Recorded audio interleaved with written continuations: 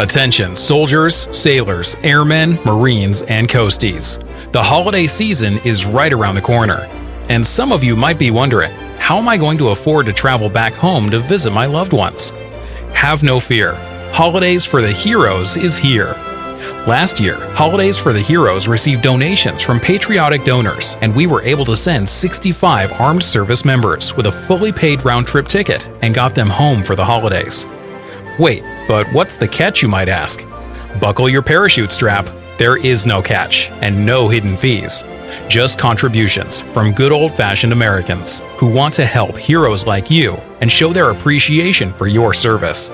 If you're an active soldier and want to register, or an individual who wants to be a part of that growing group of patriotic donors, please go to www.holidaysfortheheroes.org.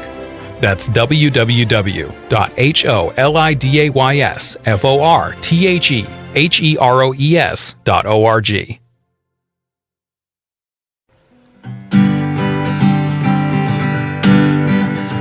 Coming to you from underneath a peach blossom, it's time for an episode of Be Awesome. Find positivity throughout your life and work, just like our mascot rooster, Steve the Jerk.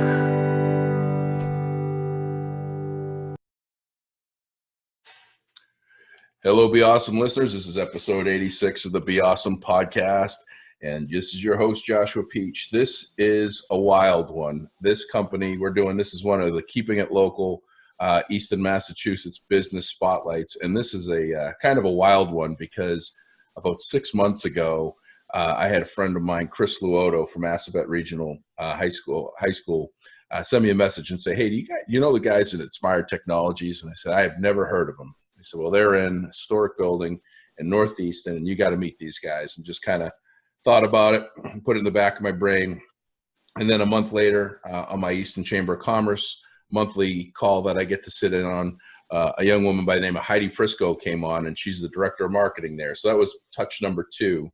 And then I had a friend of mine, Chris Martinetti, who's one of the most dedicated listeners to every episode and tells me what he thinks. He's friends with Tony Lito, who works over at Inspired Technologies. And then this past Saturday or Sunday, I was scanning the news, and Inspired Technologies popped out on a newspaper article that was just amazing, and what they contributed to a local organization, the Easton Food Pantry, in need. And then the last piece was I offered this free podcast to any company in Easton that wanted to sit in on it, and Heidi jumped on it last Thursday. So all these pieces come together, subliminal messaging, whatever you want to call it. I am super excited to have one of the founders, Bob Rothwell, Director of Marketing, Heidi Prisco, and Director of Sales, Tony Lito from Inspired Technologies. This is a big group thing. I'm outnumbered. So welcome, first and foremost, guys, to the Be Awesome podcast. Thank you for having us. Yeah, great to be here, Josh. Disclaimer, this is all their first podcast, and Tony is in his car because his fall cleanup at his house is going on, and they've got all sorts of equipment, so he didn't want to disrupt us. So thanks for disappearing from your house and sitting in a parking lot somewhere, Tony. It's a nice parking lot. I mean, there you go. Hey, we're making it all work here. Let's open up with this story of because it's Thanksgiving's tomorrow. It's the night before Thanksgiving. Bob, why don't you kind of share with us this story of how it came about? You guys donated the equivalent of what, 160 Thanksgiving dinners? Yes. Yep, to the Easton Food Bank. They're actually right up the street from us in our office here in Easton. My brothers and I, we own the company. We're local. We grew up in Stoughton. My brother Stephen and I both live in Easton. So we try and give back to the community that we're a part of. And the food bank is, it's a great resource for people who need, that service. So it's kind of a no-brainer for us when we were, approached. They were doing a fundraiser and trying to raise as much money as they could for meals. We're in a position where we can help. So it makes sense to do that and to give back to the community that we're a part of. I mean, this started from a young woman that wanted to give one meal, right? Yes. And it's Ken Woods that runs the food pantry, right? That's correct. Correct. Ken Woods is a longtime Easton resident electrician that dedicated the Yardley rink and the food pantry. So so this person went over to and wanted to donate one meal, and Ken Wood said basically, I couldn't pick one person. If we can't give it to 160 people, we can't give it to any. Was basically kind of what I read in the article. That's correct. And so you got approached and you just said, all right, let's do it. And yep. The woman who was running the fundraiser reached out to one of my brothers, and he reached out to, both of us, and it makes sense. It's, we've been lucky this year. We've done well. We've been able to continue working. So if we can give back and help people who, are a little bit down on their luck or need help at this time of the year, then, then that's what we're going to do. Yeah, I got to tell you, I am amazed and in awe. I mean, this number is $16,000 for the listeners. The donation, because you guys have been quiet about this. I'm not going to let you be quiet about it. I mean, the check was presented by another person. It was kind of a blurb in the article who it was. I mean, you guys are amazing. And I recently had found out about a couple of families that were going to go without, and we were able to help out a little bit. And then all of a sudden I saw this article and I'm like, man, talk about stepping up to the plate and making sure that every family in Easton that's in need gets a Thanksgiving meal. Hats off to you. I mean, that's just amazing. The feeling of I've done a couple of podcasts with some folks. Mr. P with the Silver Dollar Club, he probably said it best, which is I don't know if you guys saw this episode, but Mr. P is the Silver Dollar Club is a small group of individuals in town that basically remain anonymous and do a lot of good deeds that people don't know or see of. So people that are in need will mysteriously have an oil tank filled or a handicap ramp built or something like that. And he said the greatest gift is not, the greatest gift for us is us being able to do it. We get our reward of doing it is greater than the reward of what they're getting. And so that's got to be an amazing feeling to you. And I can't thank you enough from all of the, I think I can speak on behalf of all of our community members. Thank you for stepping up and making sure of that. Because thank you. Yeah, we're glad to do it. It's it's something good, and we're not looking for publicity. It's we're doing it because it's the right thing to do, and we have the means to do it. That's amazing. Well, I wanted to point that out first and foremost because I think it's great, and I think that it should be acknowledged. But you guys aren't made of money just to be made of money. You guys are working hard. You talk about being lucky and having a good year. You're obviously doing something that has a defined need in this time of COVID. So what is Inspired Technologies? Where did it come from? What does it do? And how does it benefit folks today or at any time? Because I'm sure you guys were doing okay before COVID. Right. So my brothers and I started the company back in 2009. We had all kind of worked for my father when he ran a company as well, doing something similar, and folded that in. And Inspired kind of encompasses structured cabling, audio video work, security, access control, residential installation. We've got our hand in a lot of different pies. And we're lucky in a sense where we get brought into a lot of commercial sites where they're looking for someone who can run the cables for their computers and phones, and then they find out that we can do their boardroom, big screen TVs and sound system setups. We can do their conference room video conferencing capabilities setups, their security, their access control. We're a one-stop shop. We like to refer to ourselves that way because we get in a lot of places and we do everything that the customer needs. And there's a resi aspect of that as well that Tony can talk about, where we do it all. We're not just bring us in for one thing and then bring in 4 or 5 other contractors.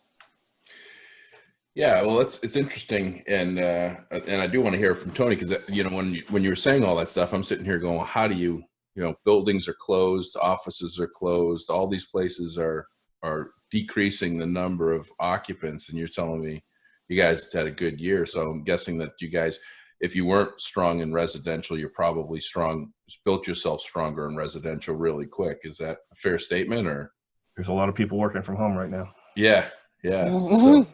So Tony, I guess the residential expert that's not at his residence.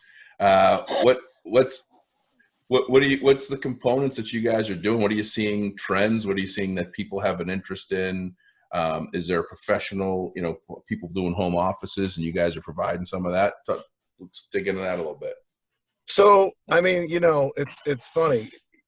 Everybody's sort of having to deal with this in some way, shape, or form. And I think the thing that really jumps out first to people when they're having to be home all the time is they start to realize that, maybe the Wi-Fi wasn't as good as they thought, or, when everybody's doing home learning, people are doing Zoom calls during the day, they realize that they're buffering, or they're dropping out on calls, and they're realizing that they need to upgrade these things. And so that's probably like the first thing that's jumped out for me and what I've seen. And so we've been able to get into a ton of homes and upgrade their networks, get them better Wi-Fi devices.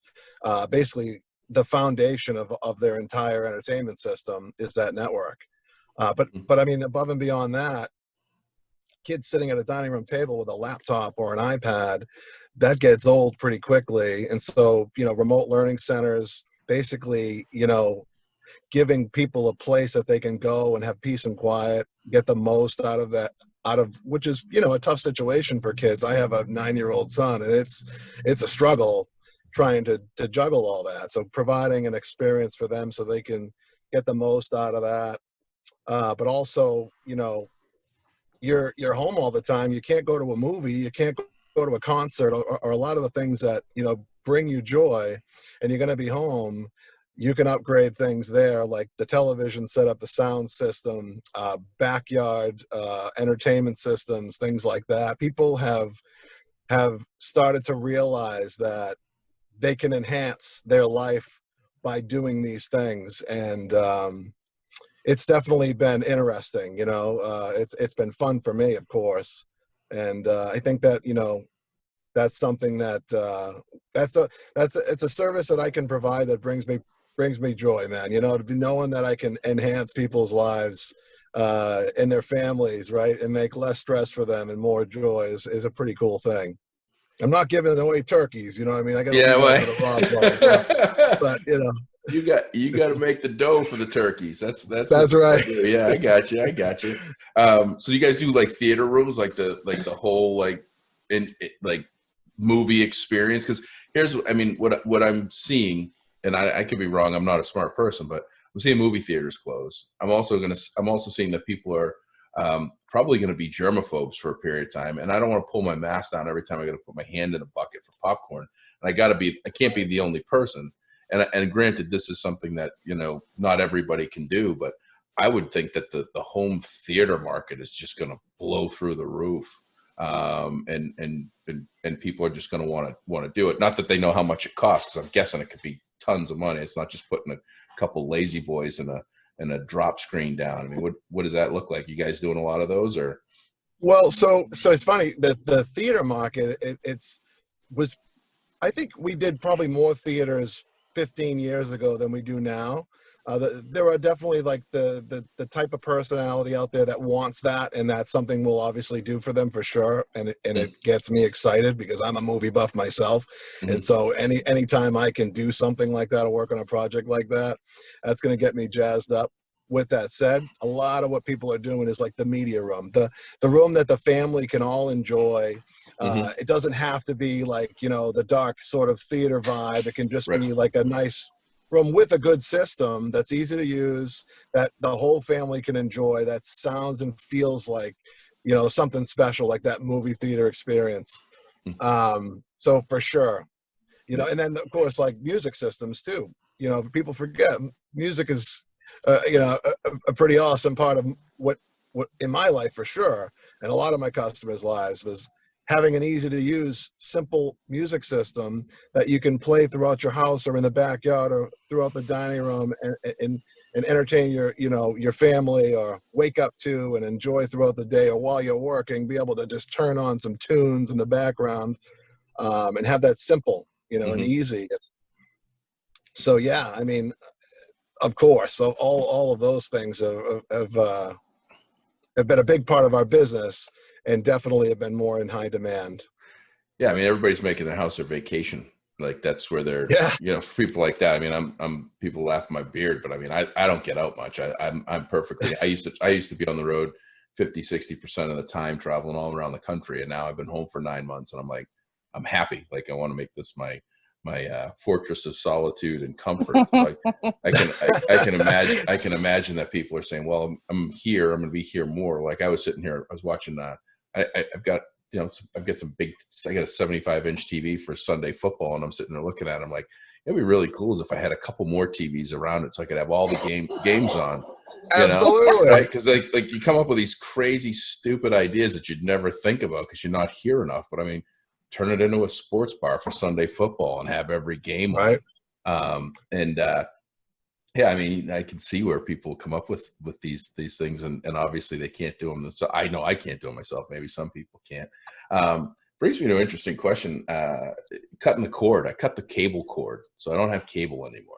Like I don't have cable TV. Good for you. But so it's like Hulu and YouTube and Netflix and all this stuff that's obviously tying up bandwidth in my house.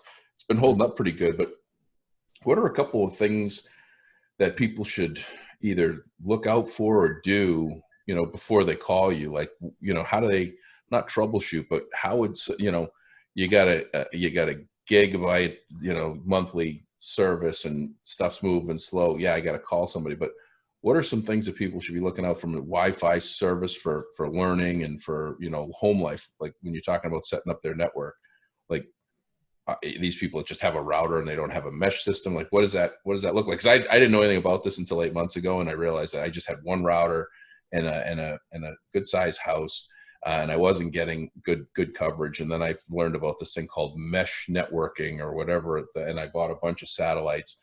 It seems to work good, but maybe I needed a professional to look at it and make sure of it. What are some things you tell people to do, or what are some suggestions before they call you? Or should they just call you and say, come over here? And do you do like a free, come out and test everything for them and tell them what they need? So I would say the first thing you want to look at if you're having issues with network is to make sure that you're paying for the speed. You're not getting like the basic package. It's easy to get sold on that when you're on the phone with Comcast or Verizon for that matter.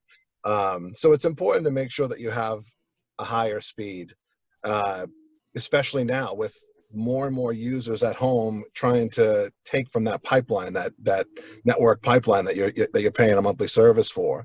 That's sort of the gateway to all of this. And then if you have what you're leasing from your service provider, that all-in-one tower device that everybody's had to reboot every once in a while, if that's what you have, it might just be fine for you. It depends on the scale of your home and the amount of users. What we do is we have the ability to, based on the needs of the client, we can figure out if it makes sense for them to get something a little bit more robust, a router that we have the ability to log into remotely or set up firewalls, things like that.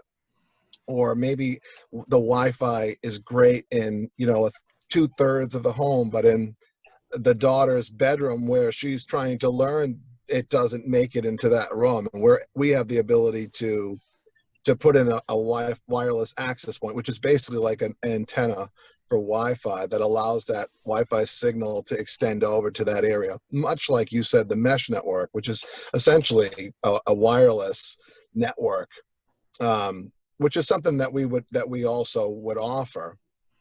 But we offer, myself, I would come out for a complimentary site survey to look at the scenario that you're dealing with, to ask those questions, to find out what makes sense based on the needs of the client, and then put together a proposal.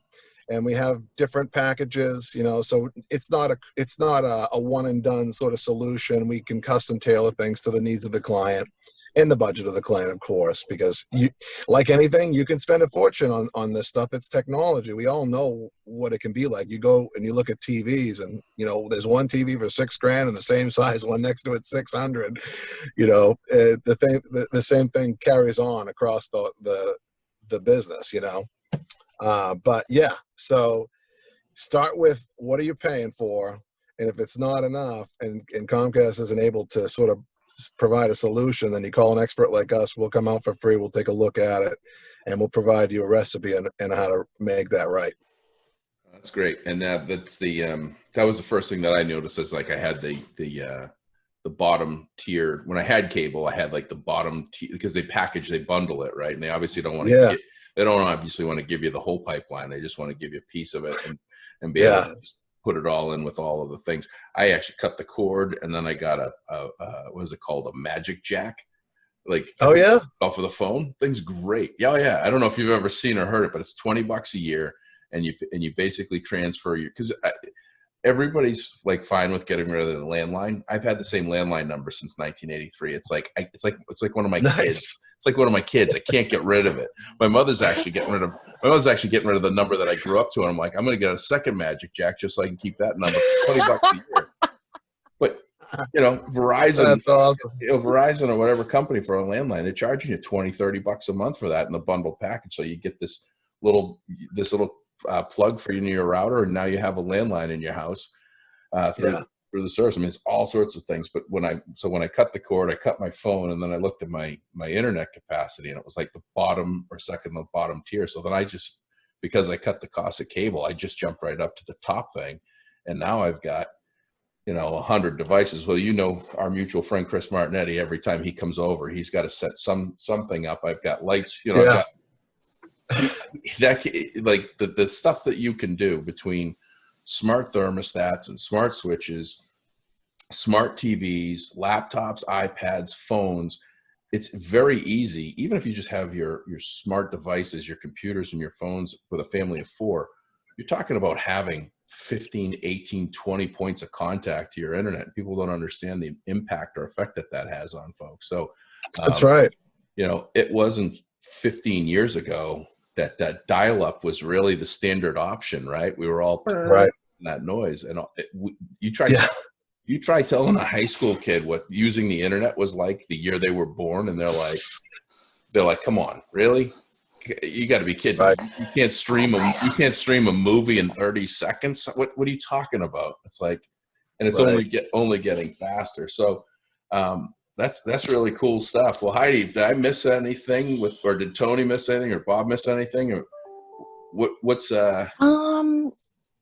I think that was kind of great. I mean, I know since we're talking about the season of giving and whatnot, are you familiar with My Brother's Keeper in Easton also? I am, yes.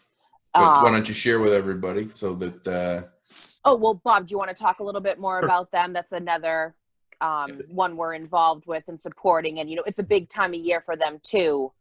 If people wanted to get involved and help out a family, that's another great avenue. They take food and furniture donations throughout the year, actually, and then provide it to families in need. We've worked with them in the past. We've worked with them for quite a few years. We generally do a giving tree and adopt families. And it's company-wide, so our installers who are out in the field that we don't generally see every day come in and take a family and get gifts. We had some of our employees last year donated time and actually went and delivered the gifts with My Brother's Keeper. We've done work with them for years. They've been a customer of ours, and we've got a good relationship as far as how we can help them out with what they're trying to do. Yeah, they like everyone, figured out a COVID, kind of solution for this year. And it's been made super easy up on their website. They have like an Amazon wish list. So people can just purchase what they want. It's all right there, like their most requested items. Yeah. And it gets shipped right to them. So just a lot of awesome stuff going on in Easton. There is. And you bring up a good point and a question, because as I'm thinking about all this stuff, a lot of interaction. You guys are going to people's houses. You're going into buildings where there's people. What was that? How was that shift for you guys to go from walking in without masks, gloves, and booties, or whatever it is that you guys wear? We've always worn booties. Yeah, I was going to say, it's probably the standard procedure, but, you know, was there a time that people were reluctant or hesitant to have you? Was there a time that you just said, hey, we're not going to go on site and just kind of sit down for a little bit? Or what was that like? We communicated to our field staff, and, you know, we're trying to keep them working, because they need to, and there's the work to do. We're trying to keep them safe, as well as anyone that we're coming in contact with. So the safety protocols we set up, as far as masks, gloves, hand washing stations, and then how and what they do with their tools on sites. It's set up to protect them just as much as it is, you know, anyone whose home we go into or business we go into. You know, if we're not protecting our guys and they get sick, you know, it hurts all of us, not just, you know, one guy or two guys that is out. So right, and their families that they're going home to. So, you know, like we try to tell them, like, guys, you know, if you can, like, even find a spot in your house where you can, like, you know, come in, leave whatever you can in the work van, don't bring it in your house. You know, like, sterilize your masks every night. It was a lot that our technicians had to take on additional duties, you know, just to be able to work and keep everyone protected as much as they could.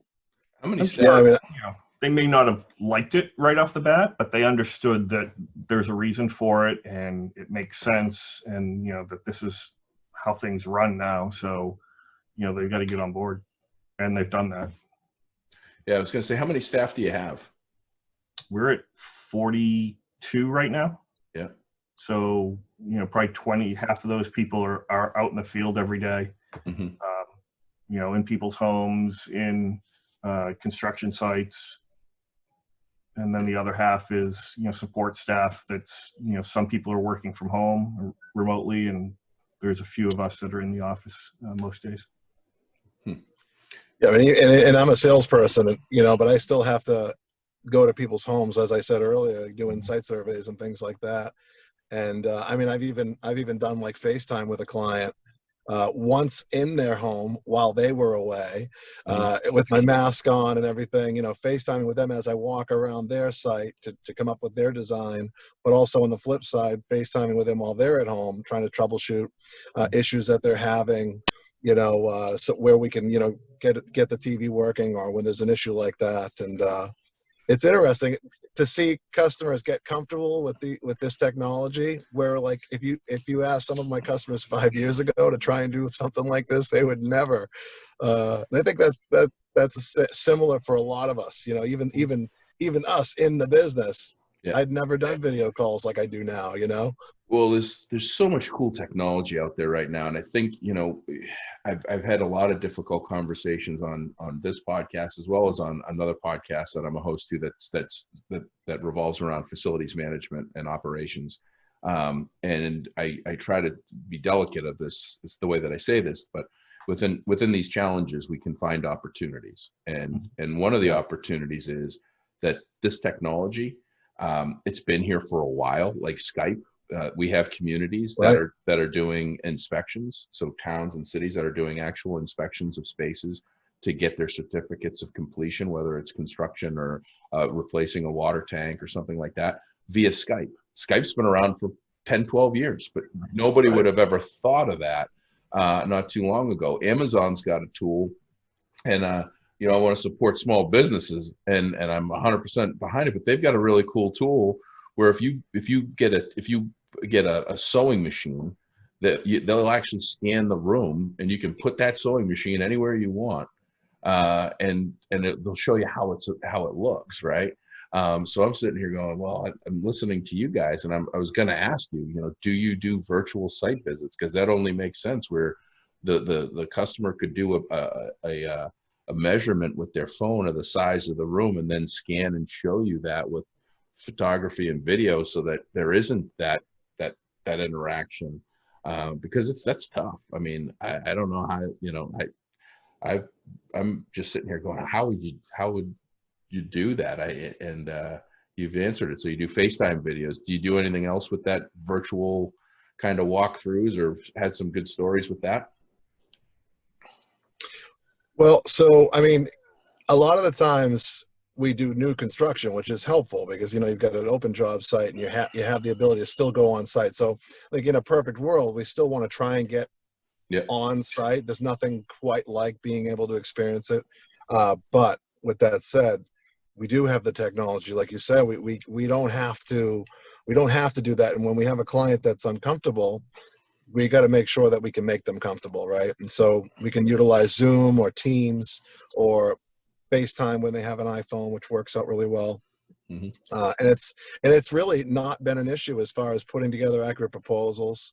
So, I mean, realistically, I haven't held up a client because of it. Mm-hmm. There hasn't been any, and there hasn't been a solution that we couldn't provide because of COVID, at least from my experience on the residential side, for sure. That's great. Well, good stuff.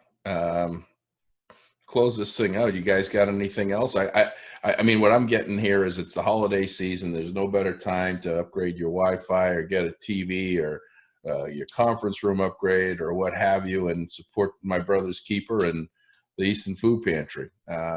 Makes sense to me. It sounds like a win-win-win. I'm going to get off here, go tell my fiance I need to get that bank of TV set up so I can have all the games on Sunday football. Tony, that's right. Yeah. That's right. That's right. So how can people get a hold of you? How do they, how do they get a hold of you? What's some steps I should take, and where can they find you online? So our website is inspiredtc.com. We're on most of the social media platforms. Facebook, where this podcast is at an interesting, exciting time for us because we're going through a rebrand on our commercial side, which is Inspired Technology and Communications, and we've kind of actually shortened our name. We have a new logo and stuff, so it's all like in the middle of being rolled out right now. But so you'll find our commercial, LinkedIn, Twitter, Instagram, all the links are on the website. And then for our new awesome Resi division that we're kind of officially launching, like a sister company, that's Inspired Technology at Home. And we're on the Facebook, Pinterest. So yeah, we're all over the place. Awesome.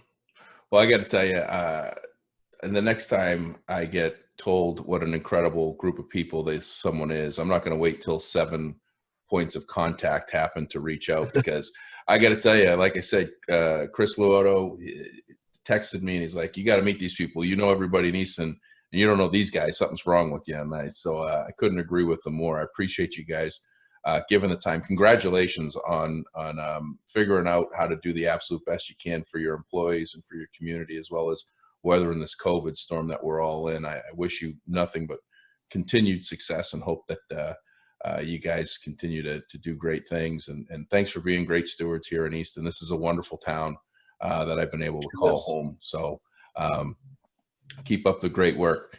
And that'll do it. I'll tell you what, no better time to be thankful than today, because tomorrow's Thanksgiving. These guys did a great job of making sure our community, everybody in our community, is going to have a great Thanksgiving. And this is hopefully one for the record books. I hope this is the only one. Yeah. I hope this is the only one that we are, whether our decisions or not, that we feel like we can't see our family and friends and be close to others, and are confined to homes and things like that, and that we get to reach out in person next year and have tables full of friends and family. I'm staying home with my fiance and our 2 kids even though my mother and grandmother live next door, we're actually just saying the four of us, and it's definitely sad, and it takes its toll on us all. So most importantly, take care of yourselves, take care of each other, look out for one another. This should be a wonderful time of year for all of us, but there's a lot of people that are struggling, and make sure you reach out and touch those people and talk to them, Zoom, call, text, and make sure people are doing okay, because this is definitely going to be tough for most. So I'm on all the social media channels. I've done 3 weeks in a row with one or more podcasts. 2 weeks ago, we did 3 in a week. We're running full steam ahead. We're going to continue to offer any Easton community business, even a surrounding community business that's weathering the COVID storm and wants to share their story. It's an open invitation. Just let me know, Josh, Josh, at beawesome, beausm.com.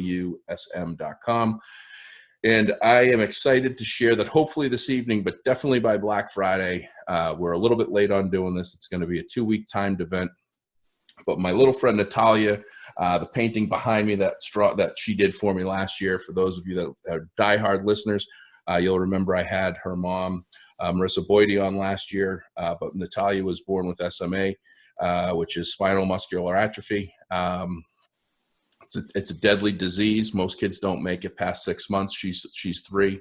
And we gave 100% of 100 shirts last year. It was $2,500 that we donated to Cure SMA. We're going to be doing 100% of 100 with a purple edition, because that's the color for SMA.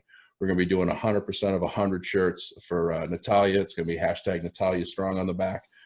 They're going to be up and running. We're going to have a 2-week run of them. So you guys can have them for the holidays to give as gifts, and 100% of that's going to go to support research for SMA, because they're making leaps and bounds, strides to be able to give these wonderful kids an opportunity. So stay tuned. Make sure to go to Be Awesome to this shop, because I'm going to have it up as soon as possible. Instagram, Facebook, Twitter. Thank you, Luke Anderson, the most recent podcast reviewer, and he did it on Podchaser or some other platform that I've never even knew we were on. So I found out that we're on another platform. And Joe Ellen for giving me a review on her shirts. I'm glad you love them. And, in the meantime, if you can be anything, be awesome.